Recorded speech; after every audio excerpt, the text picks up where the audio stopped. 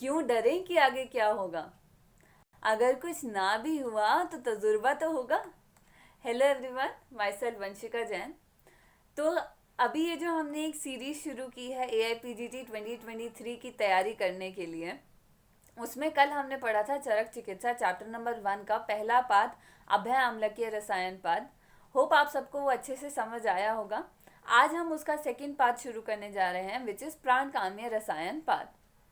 बहुत आसान पाद है। इसमें आपको बस याद क्या रखना है, इसमें दो योग हमारे बहुत इंपॉर्टेंट रहेंगे, नागबला रसायन और भल्लातक रसायन का जो योग होगा।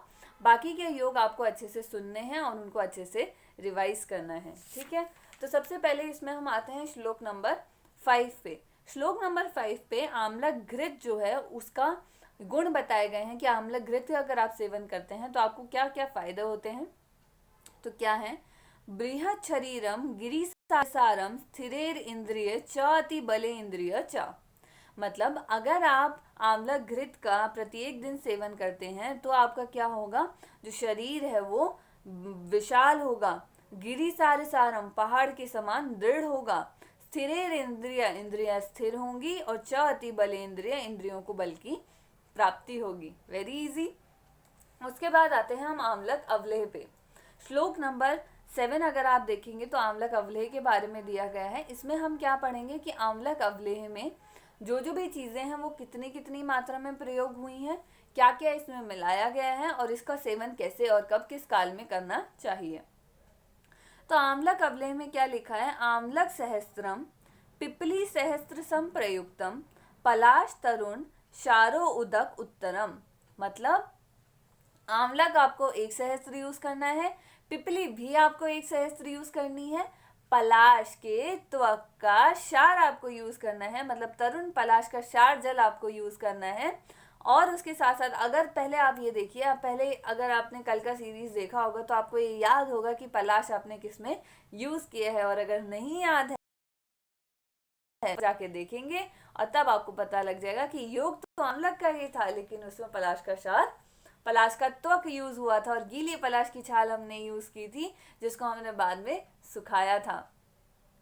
इसके बाद आता है हमारा कि हम इसमें गौघृत, मधु और चीनी ये कितनी कितनी मात्रा में हम मिलाते हैं। तो जो गौघृत है वो आप 100 टाइम्स लेंगे, जो आप मधु है वो 4 टाइम्स लेंगे, और चीनी आप 1/4। चीनी तो वैसे भी हम लोगों को कम यूज करने के लिए बोला जाता है, गौघृत बहुत ज्यादा यूज करने के लिए बोला जाता है, और मधु इक्वल इक्वल ही बोला जाता है।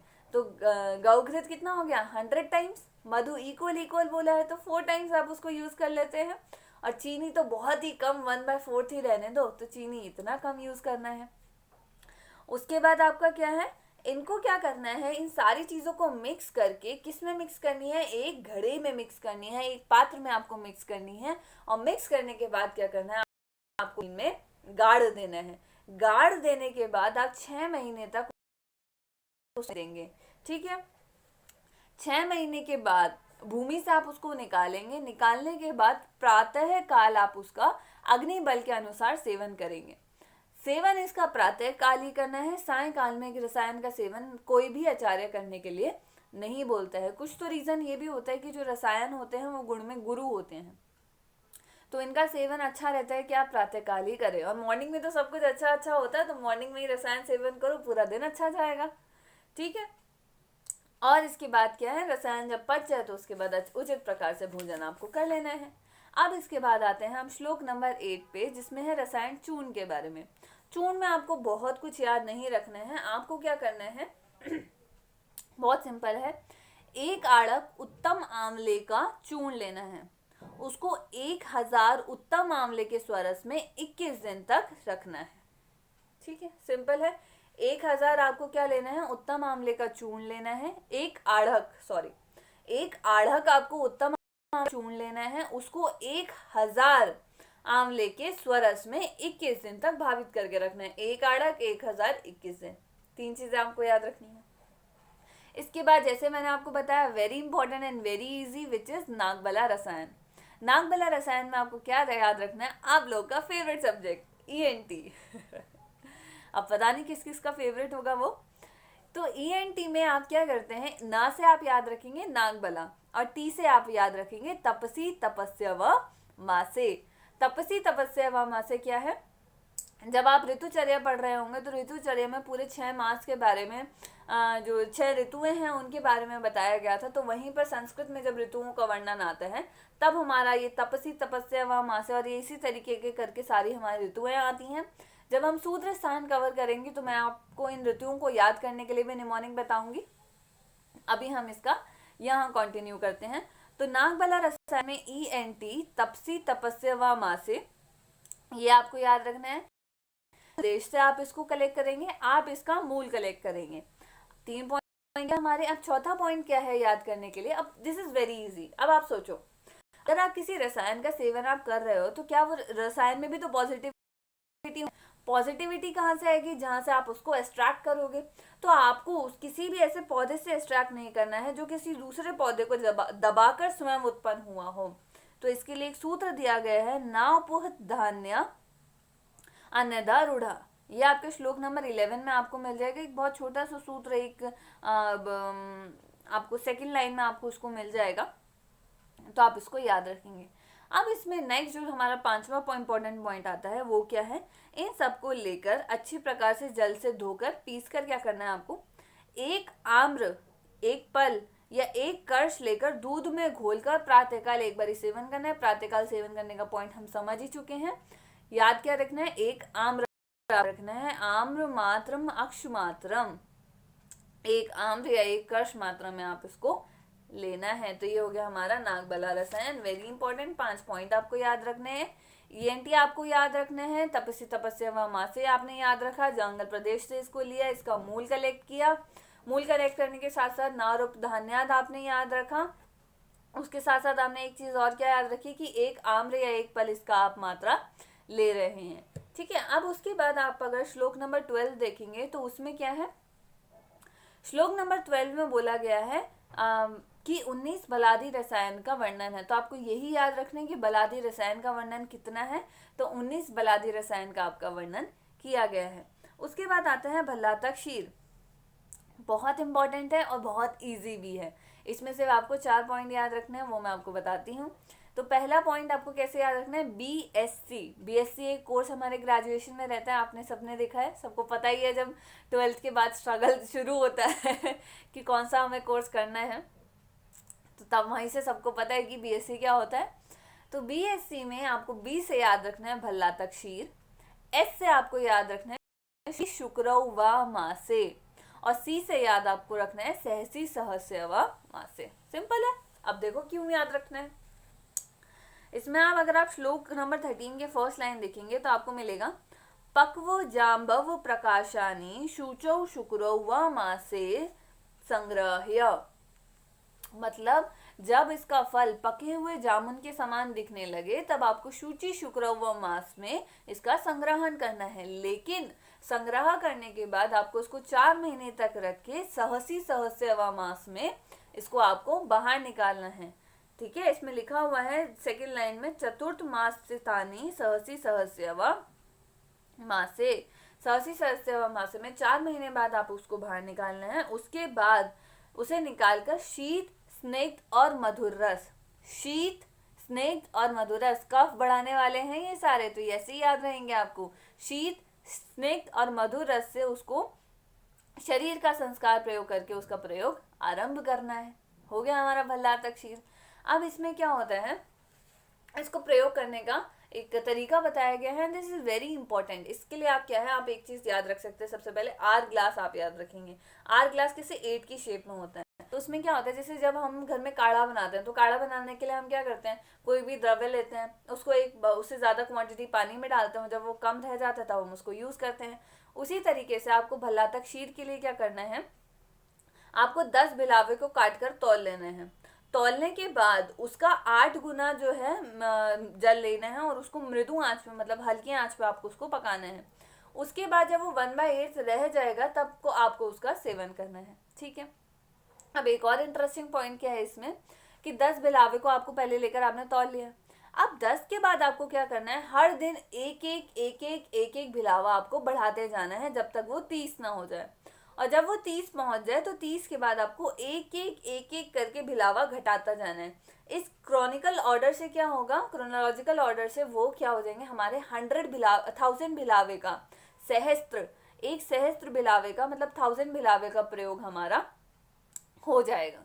ठीक है, बहुत इजी, आपको भला तक शीर भी याद हो गया, कितने स्मार्ट हैं हम सब लोग। अब आता है भलातक शौद्र के बारे में। तो भलातक शौद्र के लिए आपको सिर्फ 2 चीजें याद रखनी है। भलातक शौद्र का आपको वर्णन मिल जाएगा श्लोक नंबर 14 में। अब इससे पहले मैं आपको ये भी बता दूं कि हम बुक कौन सी रेफर कर रहे हैं। ठीक है, किसी ने ये तो पूछा ही नहीं बुक कौन सी रेफर हो रही है। तो बुक हम यूज कर रहे हैं यहाँ पर पंडित काशीनाथ पांडे की और गोरखनाथ चतुर्वेदी जी की हम यहाँ पर चरक संहिता को यूज कर रहे हैं। तो आप उसी हिसाब से इसको पढ़कर रखेंगे। भलातक शौद्र में हम कौन सा स्वेदन यूज कर रहे हैं, पिष्ट स्वेदन से हम इसको बना रहे हैं। अब बनाने के साथ साथ अब क्वेश्चन क्या आता है, अब ये सारी चीजें ना आपको इसके विमर्श में मिल जाएंगी। विमर्श में क्या है कि भलातक स्वरस मतलब भलातक शौद्र में आपने भलातक स्वरस कितना यूज किया, 1 भाग, घृत कितना यूज किया, 2 भाग, और मधु कितना यूज किया, 8 भाग। भलातक स्वरस, घृत, मधु 1, 8, 1, 2, 8, याद हो गया।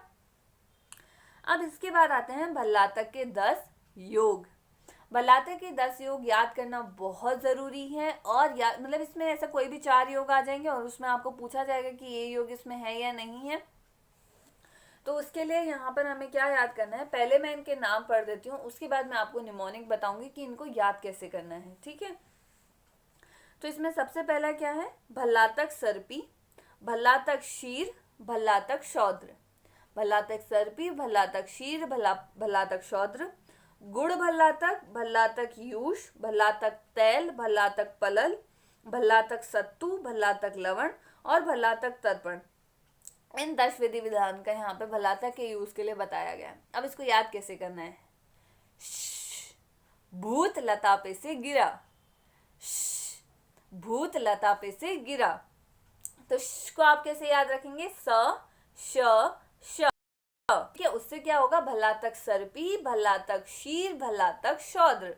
ठीक है, अब भूत में भ के ऊ से आप याद रखेंगे भल्लातक यूष और त से याद रखेंगे भल्लातक तैल।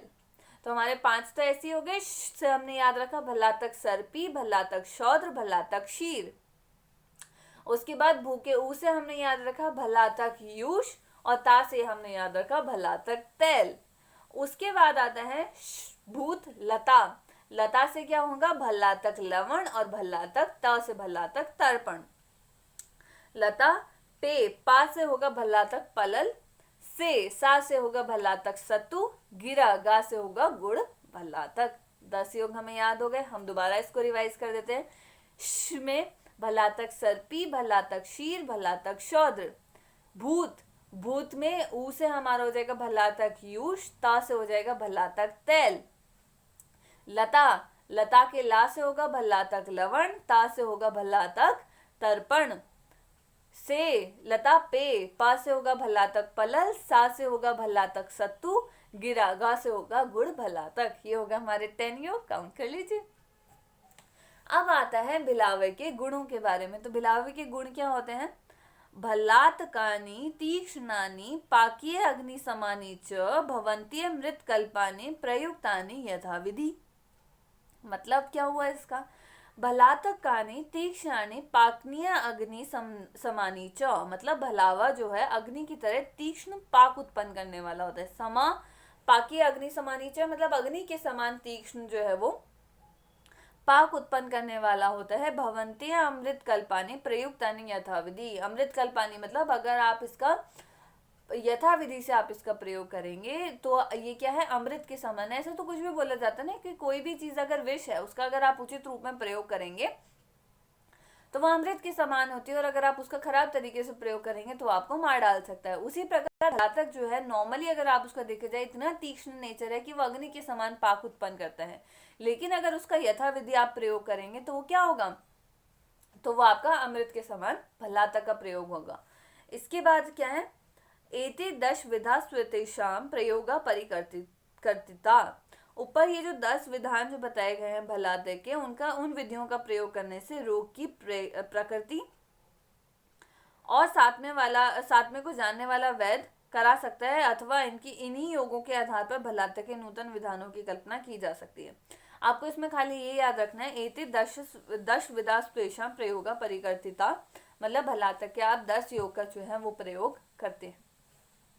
अब एक बहुत इंपॉर्टेंट और बहुत इंटरेस्टिंग श्लोक आता है हमारा भल्लातक के बारे में कि कफजो न सा रोगो अस्ति न विबंधो अस्ति कश्चन यम न भल्लातकम हन्या शीघ्रम मेधा अग्निवर्धनम। सबसे पहले अगर हम ये हम श्लोक नंबर 11 की बात कर रहे हैं, श्लोक नंबर 19 की हम बात कर रहे हैं।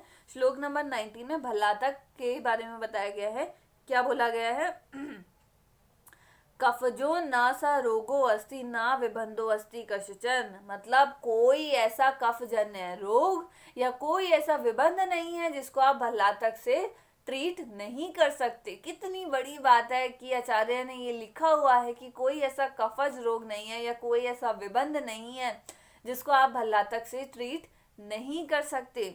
और क्या लिखा है सेम 19 नंबर श्लोक में, यम न भल्लातकम हन्यात शीघ्रम मेधा अग्निवर्धनम, मतलब जो शीघ्र ही नष्ट ना हो जाए। ठीक है, ये भल्लातक से कि ऐसा है कि कोई भी कफज या विबंध नहीं है जो उससे शीघ्र ही नष्ट नहीं हो सकता। मेधा अग्निवर्धनम, मेधा और अग्नि का वर्धन करता है कौन? भल्लातक। ठीक है, तो कफज और विबंध कोई ऐसा रोग नहीं है जिसका शीघ्र निवारण ना हो सके, और मेधा और अग्नि का वर्धन कर रहा है। अब आप याद करेंगे कि हमने कल मेधा और स्मृति के लिए कौन कौन से 2 जो है हमारे रसायन देखे थे, याद आया? हमने पहला देखा था हरितकी रसायन।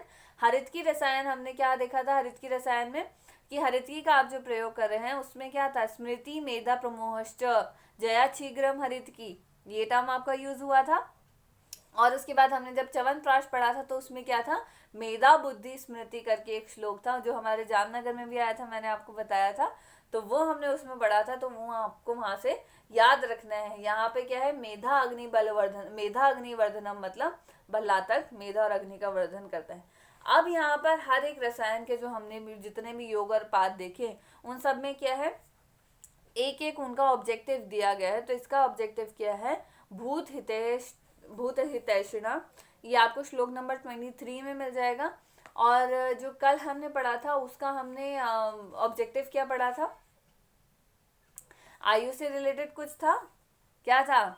आयु अनुवर्तते, भूत हितैषिणा हमारा प्राण काम्य रसायन पाद का ऑब्जेक्टिव हो गया, और आयु अनुवर्तते हमारा अभ्याम्ल के रसायन पाद का ऑब्जेक्टिव हो गया।